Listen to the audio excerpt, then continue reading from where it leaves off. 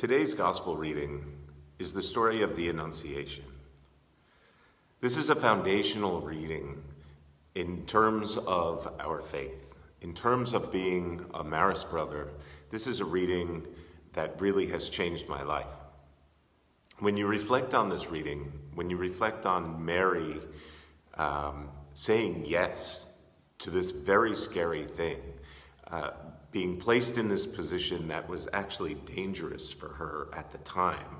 If you consider the historical context, having a child that was not Joseph's, who she was engaged to, would be considered adultery. And the penalty for adultery at the time was to be stoned.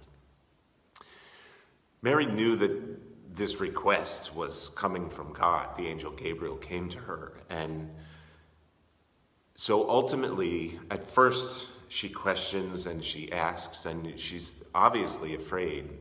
But eventually, she comes to saying, yes, let it be done unto me.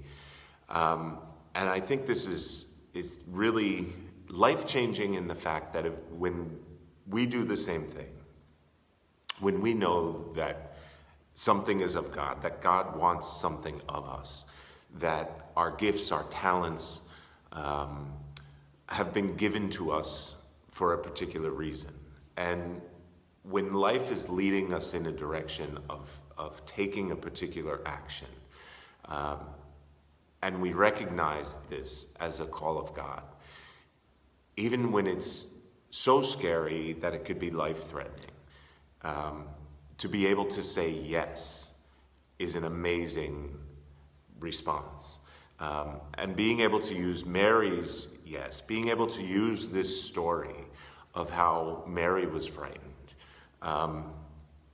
and said yes anyway, to put yourself in that position is a very powerful tool and a very powerful life-changing approach to discernment.